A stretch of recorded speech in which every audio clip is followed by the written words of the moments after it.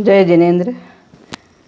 आज पर्युषण का छठा दिन है और पूज्य गुरुदेव के मुखारविंद से अंतःगढ़ सूत्र की व्याख्यान की कहानी लेके आई हूँ मैं। छठी कहानी है कि हम संसार के रंग में कैसे रंगे हुए हैं और हमें मतलब वैराग्य का रंग या संयम का रंग हमने उसका स्वाद ही नहीं चखा।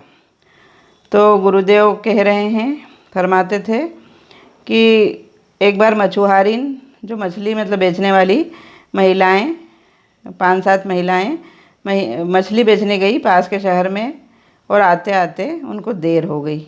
तो एक सुंदर सा बगीचा था, वहाँ पर सब तरह के पुष्प लगे थे, गुलाब भी थे, रात रानी भी थी, खुशबूदार अच्छे अच्छे फूल थे। तो उन्होंने मछली बेचने वालियों ने पूछा कि हम यहाँ सो सकते हैं क्या? तो जो बगीचे की जो मालन थी उसने कहा कि कोई बात नहीं, आज की रात तुम यहीं विश्राम कर लो। अब वो सब महिलाएं सो गई। अच्छी मंद मंद पवन और रात्रि और खुशबू भी खूब अच्छी आ रही थी, लेकिन वो महिलाएं आपस में बात कर रही थी कि देखो यहाँ कैसी बाँस आ रही है ना, और ऐसी बाँस में तो नींद आना बहुत मुश्किल है। और बोले आज कैसे अपन बुरी जगह फंस गए जहाँ अपने को बाँस ही बाँस आ रही है। तो जो मालन थी उसने सुन लिया कि अरे ये तो मछली बेचने वाली हैं और इनको तो ये खुशबू रास नहीं आ रही। तो उन्होंने जो उनकी मछली बेचने के टोकरे पड़े थे उन टोकरों को उठाया और उनको ज़रा पानी छीटा और उनके पास में ऐसा दे दिया कि हवा चले तो उसकी खुशबू आ जाए। तो जब हवा चली तो उनको अच्छी खुशबू आने लगी, कैसी जो उनकी हमेशा रोज़ वो लेती थी खुशबू, जिसमें उनको नींद आती थी, मतलब मछली की। और वो बाँस में कहा कि अब देखो, बोले अब भाई अपने मन माफिक मतलब अपने को सुहास, और अब अपने को फटाक से नींद आ जाएगी, और उनको आ गई। तो गुरुदेव फरमाते हैं कि ऐसे हम भी संसार के रंग में रंगे हुए हैं, तो हमको मतलब कि वो मतलब जो वो दुर्गंध है मतलब उसमें हम पड़े हुए हैं, लेकिन हमें वो अच्छी लगती है। और हमको जो वैराग्य की, तप की या साधना की, संयम की, राग से मतलब विराग कि हम उस धारणा में अगर जाएंगे तो हमको मतलब वो आएगी। तो गुरुदेव हमको संदेश दे रहे हैं कि हम फंसे हुए हैं संसार के दलदल में, तो इससे हम जब निकलेंगे तब हमें पवित्र खुशबू आएगी और मतलब उसमें हम रम जाएंगे, हमारी आत्मा, तब हमको जीवन के सच्चे आनंद की प्राप्ति होगी। तो इसी तरह से गुरुदेव ने इसी संदर्भ में एक कहानी और सुनाई कि एक भंवरा था और एक गुबरीला था। मतलब भंवरा कमल के पराग के ऊपर बैठता और गुबरीला सदैव गोबर का जो कीड़ा रहता उसको गुबरीला बोलते। वो गोबर के उसमें जीव रहता, वो वहीं के वहीं खुश रहता और उसको लगता है कि मैं कितने आनंद में हूँ, कितने रस में हूँ और मेरे कितने मज़े हैं। तो एक बार दोनों की मित्रता हो गई। तो गुबरीला भंवरे से बोला कि चलो चलो मेरे घर चलो। अब गुबरीले ने बोला, भंवरे ने कि कोई बात नहीं, अपन मिल तो लेते हैं। तो बोले नहीं नहीं, घर चलो। अब भंवरे ने सोचा कि सही है, मित्रता मतलब क्या है, आने जाने से, लेने देने से, खिलाने पिलाने से, सुख दुख की दो बात करने से बढ़ती है।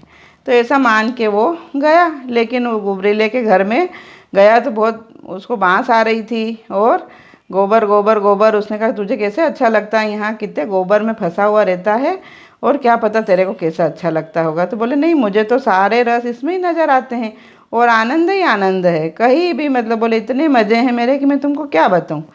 तो उसको तो सुहाया नहीं, उसने कहा नहीं मैं तो यहाँ से जाता हूँ।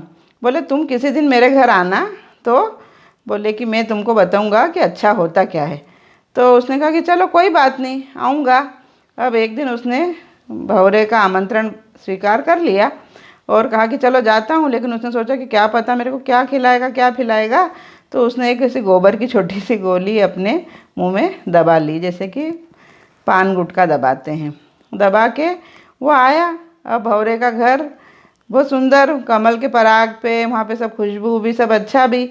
लेकिन वो तो बोले कि वो जब कमल के पराग पे बैठा तो वो बोले अरे मुझे तो कुछ अच्छा नहीं लग रहा है, मुझे तो मेरा वही अच्छा गोबर का घर ही मेरा अच्छा और वहीं मैं आनंद में रहता हूँ। तो भंवरे ने कहा अरे भाई तू ज़रा स्वाद तो ले, तू देख तो सही, थोड़ा आनंद तो ले, बता। तो बोले तेरे मुंह में क्या भरा हुआ है, ज़रा देख तो। अब उन्होंने उसको मुंह को देखा तो उसमें तो गोबर का मतलब वो गोली बनी हुई थी। बोले तेरे मुंह में ये गोबर की गोली है तो तेरे को इधर क्या स्वाद आएगा, तो इसको तू हटा। उसको हटाया तो फिर वो पराग का रस पीने लगा। अब उसको बड़ी अच्छा लगा वो पराग का रस। उसने सोचा अरे यार, मैं तो इतने दिन से यूं ही गोबर के उसमें पड़ा हुआ था, यहाँ तो कितना आनंद है। और उसको मतलब वो उसमें रस लेने लग गया, उसको बहुत अच्छा लगा। अब शाम होने आई तो भंवरे ने कहा कि भाई अब तुम जाओ अब अपने घर। तो उसने कहा कि नहीं, मेरे को तो रास आ गया तुम्हारा मतलब ये घर, और मैं तो अब यहीं रहूँगा। तो गुरुदेव फरमाते हैं कि भाई हम भी संसारी जो जीव हैं, जो मतलब हम भोगी हैं, और जो संत हैं जो उन्होंने अपने जीवन में त्याग कर दिया वो त्यागी हैं। तो त्यागी भोगी को देख के हंसता है कि ये कैसे संसार में पड़ा हुआ है, और इसका मतलब कि ये भव तो बिगड़ ही रहा है, परभव में इसका क्या होगा। और भोगी जो हम सब संसार में फंसे हुए, हम सोचते हैं कि ये लोग कितने कष्ट उठा रहे हैं, क्यों त्याग में पड़े हुए हैं, संसार तो कितना सुंदर है, और उसमें मतलब कि उनको त्याग में मज़ा आता है। अब हम भले ही हम भोगी जीव हैं, पर हम इस बात को, हमको इस सत्य को स्वीकार तो करना ही पड़ेगा कि जो आनंद त्याग में है वो भोग में नहीं है। लेकिन हम सभी मतलब सच्चे श्रावक तो बन सकते हैं। हम सब वैराग्य तो नहीं धारण कर सकते, लेकिन सच्चे श्रावक के रूप में मतलब हमारे जीवन को कुछ करुणामय, दयामय, संवेदनामय बना के एक दूसरे की मतलब भलाई में और अपनी आत्मा का कल्याण करके हम प्रवृत्त हो सकते। गुरुदेव का संदेश यही है। और बोल रहे थे गुरुदेव कि मित्र भी ऐसा होना चाहिए कि जैसे बोर के समान नहीं हो, कि हमको बाहर से तो गुदगुदा हो और अंदर कड़क, है ना। तो बोर लोटा डोरी के समान होना, कि वो अपने मित्र के लिए फांसी का फंदा भी लगा ले। जब लोटा झुकता है, पानी में कुएं में जाता है तो पानी लेके ही आता है। तो अच्छा सच्चा मित्र हमारा पथ प्रदर्शक होता है, और हर मार्ग पे हमारा पथ प्रदर्शन करता है। तो गुरुदेव कहते हैं कि मतलब कि अब जय हो अपनी अपनी भी, और ऊंची हो अपनी करनी भी। तो इस तरह से गुरुदेव ने अपने को संदेश दिया है ना। तो सोते हुआ सवेरा, अब क्यों न आँख खोलो, ज्ञानी गुरु कहें यूं, बोलो विचार तोलो। तो गुरुदेव ने इस तरह से बहुत सुंदर सुंदर संदेश दिए। आशा है आपको मेरी यह कहानी पसंद आएगी, और गुरुदेव के चरणों में कोटिशः वंदन। जय जिनेंद्र। धर्म आराधना में हम सब लगे रहें। जय जिनेंद्र।